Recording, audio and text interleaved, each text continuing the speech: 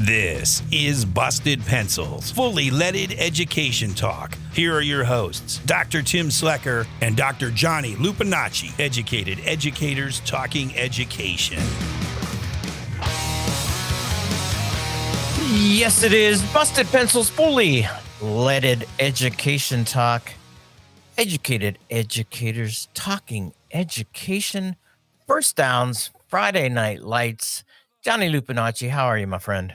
It's good, Tim. It's always good to be here with you. And I love these Friday drops because, all year around, Right. I find an excuse to be a sports enthusiast, a sports fan, and as a coach, stay busy. But this is a special time of year, right? It's football playoff season for all these high school teams and all these listeners out there. So we got another week of football. It's getting shorter and shorter of a list, and the parity is thick in high school football as it should be as we Yes. get into state championships coming up pretty soon.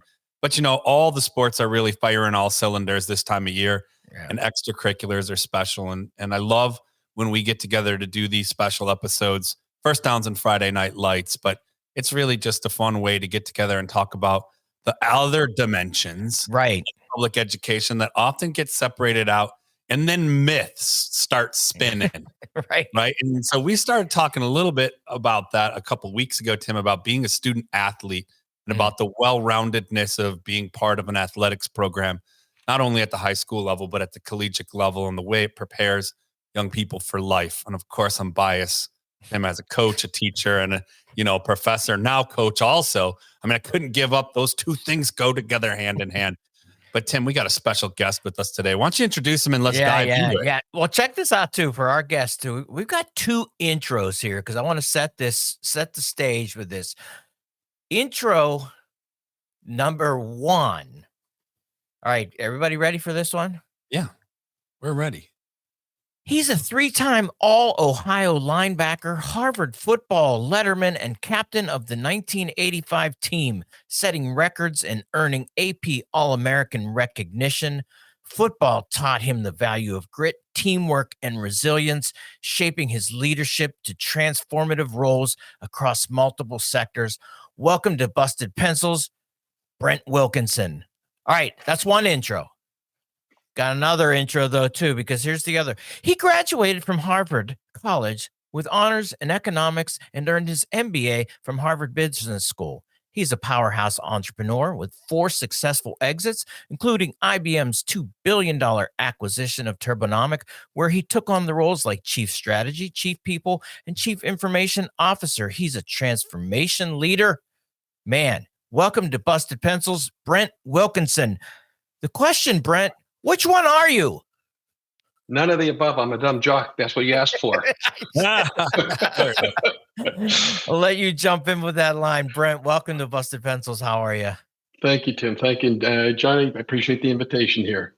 Yeah. Well, as Johnny said, we have our specials on Fridays. First downs, Friday nights, and we say the extracurriculars, the essentials. And we started with Friday night football, really leaning in on that. But we've been having these conversations about the role, and let's just say, we extracurriculars, but we're calling them essential curriculars here, how they play to that overall development towards the contributing member of society, not just the contributing athlete. And you, Brent, turned me on to a piece that came across in, I think it was Harvard Magazine. Why Ivy athletes score in careers. How does undergraduate participation in varsity sports enhance career success? This is by Jonathan Shaw, the November-December 2024 edition. And they ask a simple question. Ivy League athletics and the contribution of being an athlete, how does that fare later in life when we look at all of the other ways that you can be successful? And the research comes across, Brent, that, you know what? Well, maybe you dumb jocks might take a couple spots from other people. That in the end, though, you guys actually do better, earning better in leadership, all kinds of things. And they speculate that maybe it has something to do with the fact that all that grit and resilience we talked about in your bio, Brent, that you learned to develop during those 20 hours plus a week working as a student athlete. Your thoughts, Brent Wilkinson? No, look, I appreciate it. And look, Tim, I have to come back to the first thing you said is they're essential curriculars. That's one of the things I love about Busted Pencils. You talk about this is about creating well-rounded members of society. Okay. And look, and Johnny, you coach, right? You coach Absolutely. between the ears. Mhm. All right. That's where it is. And then a lot of things happen between the ears. So look, the classroom is important and teaches us a great many number of things. But I think as Paul Gomper said in his piece, look, there's so many other things that we learn. We learn how to collaborate. We learn how to be vulnerable. We learn how to fail. We learn how to deal with those things that are resilient. And look, and athletics are not the sole venue for learning those things. But one of the things that we all know is athletics really is a gift to the young, really not the old. So you have a limited time to pick these things up. And so it's not only through athletics. Like I know a number of people that learn these lessons being part of stage teams and being part of clubs and things like that. But I think the thing that's unique about athletics is truly a competition. All right. And so you learn how to be vulnerable. You learn how to, hey, I'm getting my ass kicked here. What am I going to do? All right. How my teammate's going to pick me up. Or I've never met an athlete that didn't in the middle of some strenuous workout wanted to quit. Mhm. All right. And if they didn't pull themselves up, it was usually somebody, or, I'm sure we all have had people in our lives, coaches put their arm around your shoulder and go, okay, look, this is a short time. We're going to get through it. So there's so many lessons. And again, I have a heavy bias. I don't know what it's like to be a non-athlete. Well, actually, I do now, but back then, I don't know what it's like not to go through that. But I love what you guys talk about, the essential curriculars. And it's not just athletics. And by the way, we don't take spots from people. What happens is Harvard, many other universities look for well-rounded people, just like it's well-rounded. I love it. Our civic responsibilities, not being athletic.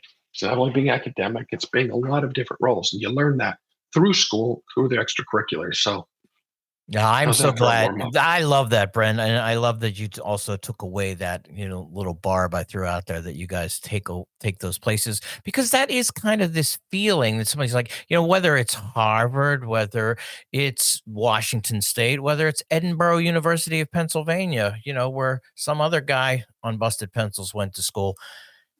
That's where all these things happen. I just don't to remember 608-557-8577, 608-557-8577. Just a quick reminder there, Jess. Thanks for reminding me. That's our mailbag number. You can drop in, leave us some comments and some thoughts. But Brent, thinking about that, the idea that what is it about athletes, though, in particular, that seem that there's this rub that we go, well, they're just an athlete. They must have got special treatment to get where they are.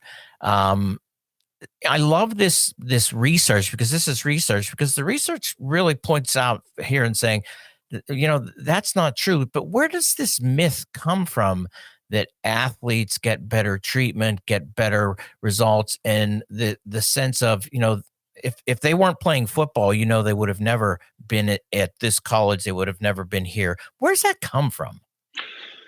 I think it's a natural assumption. I think that especially some athletics, and it's raw. There are people that boxing clubs and so on like that, and so it's really easy to assume. Okay, there's really not much that is to it from an academic or intellectual standpoint, and I can see where they get that draw those conclusions. To your question on the preferential treatment, look, there are big time football programs at the college level where the student athletes are treated extraordinarily, but they're almost rock stars. You see that with the NIL going on now, right? So I can see where there's a bit of that celebrity, but one of the things that you learn, and I learned it actually, believe it or not, in eighth grade. The eighth grade English teacher, there was a poem by A.E. Housman on an athlete dying young.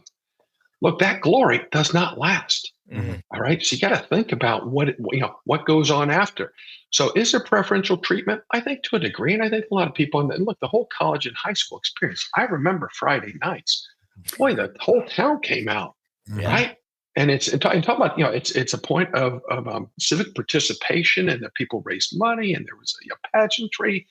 And so you feel special, but the same thing happens, with plays, high school plays, debates, and things like that. So I think that when you think about it, I can understand where you get some of that attention, but it's fleeting.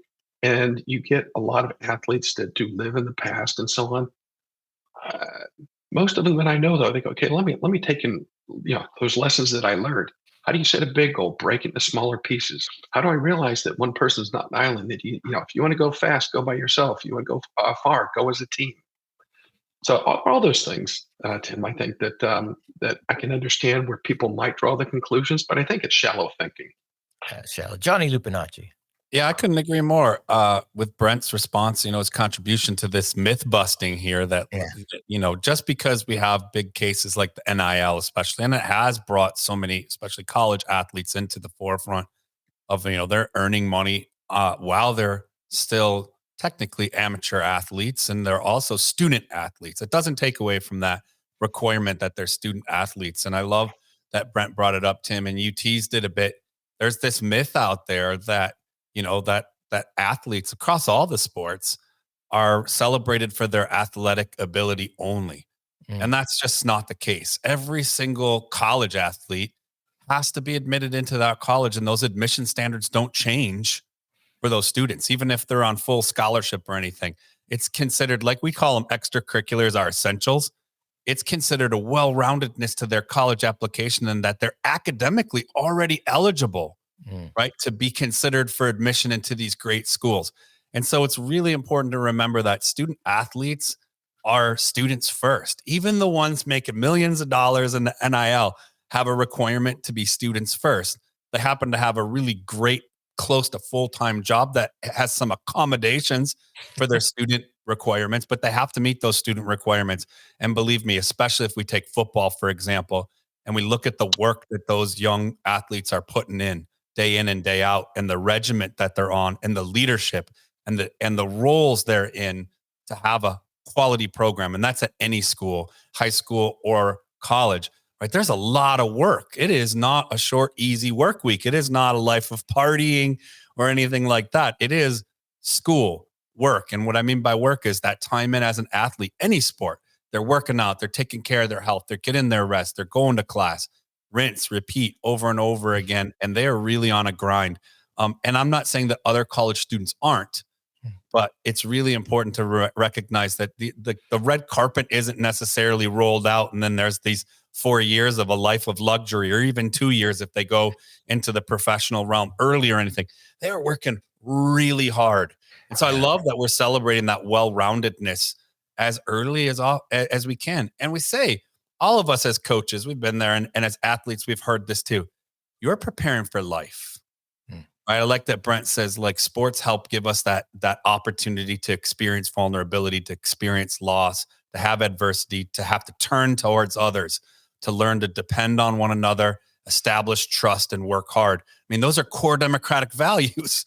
So we're learning and practicing them, and not saying that everything's necessarily a competition, but being a great member of your community, you benefit when you've been part of a team. Even if it's an individual sport, you've worked out with other athletes, you've collaborated, you've had adversity, you've pushed really hard and learned from, loss and gain. Those are huge life skills. So obviously I'm biased, Tim, my background, but I really love these programs so much. And I love myth busting because I didn't realize that it was still prominent out there. People would think like, oh, well, someone playing for Harvard football took a space from a 4.0 student who's trying to get in. It's like, hold on. That's absolutely not true at any school in our community. They're not taking somebody's spots. They're qualified first and foremost as a student. And then they have this well-roundedness, these leadership skills, and these extra things that, like Brent said, you can gain as part of the debate team. You can gain as part of forensics. There are so many ways that what we, here at Busted Pencils call essentials, and then in broader discourses are called extracurriculars. But those programs that really round out, the 3 R's that we're learning in classrooms. So I love this conversation. Appreciate Brent being here, and always love busting a myth. Man, Brent, Johnny laying it on thick for you, man. Wow, Johnny, that was really well said. And I think as you're talking, discipline is one of the things also. To be a good member of society, you have to have discipline. You talk to athletes now, you talk to people who used to be athletes, many times we were actually more disciplined and better stewards of our time and our focus, quite frankly, when we were in season. And still, there was always the off-season training, but when you're in season, you have to be more disciplined. You can't push stuff off to tomorrow as well. And I think that there are so many lessons to be learned here. And I do appreciate you leading with it. We're students first. And I think it's not thinking very deeply if you think that we're taking other people's spots. Look, is there many other opportunities that we could have done where our spot, what we thought, was taken by somebody else? It's failure, man. And you go, okay, so that door shuts. What am I going to do? Okay, you cry about it, you move on. So Mm. look, I love what you guys are saying. I love that you also encourage the well-roundedness, and that holds true. It's not just academics. Academics are important. That's an important piece of it. That's just one dimension.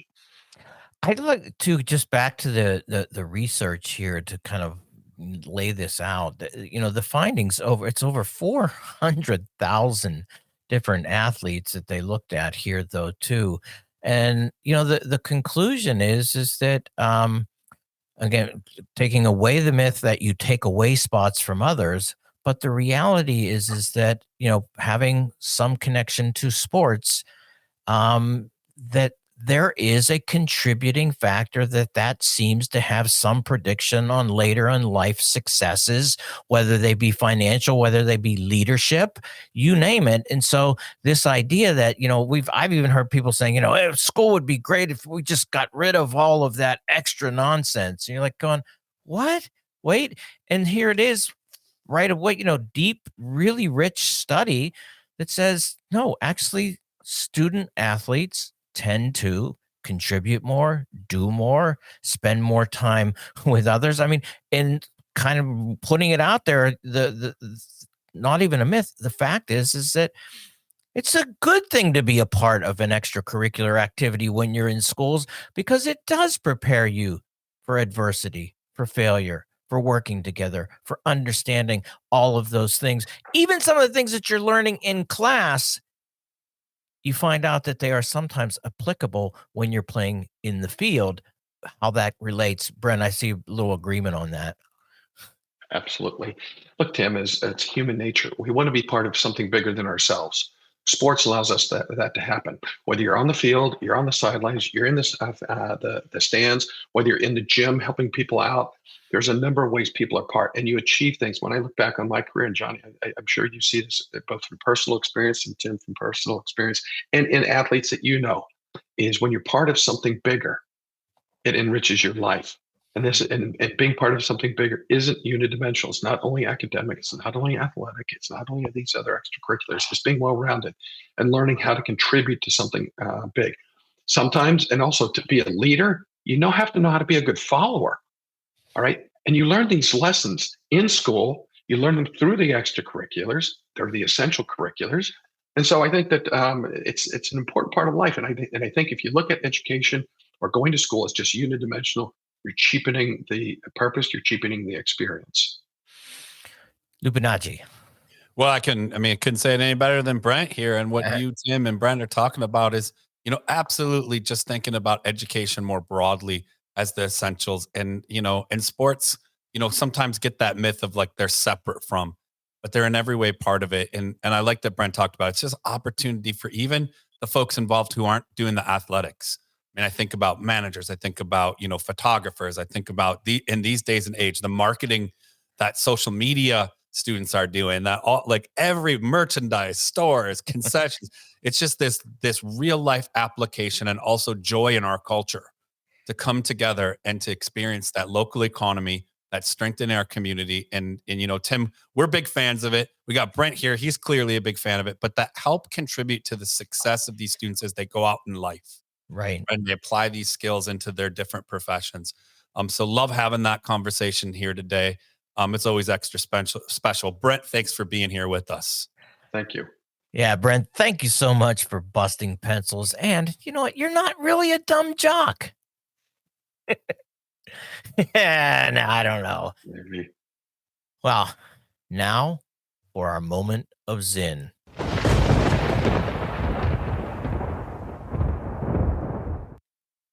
We all know individuals, most of them unsung, unrecognized, who have often, in the most modest ways, spoken out or acted on their beliefs for a more egalitarian, more just, peace loving society, to ward off alienation and gloom, It is only necessary to remember the unremembered heroes of the past and to look around us for the unnoticed heroes of the present.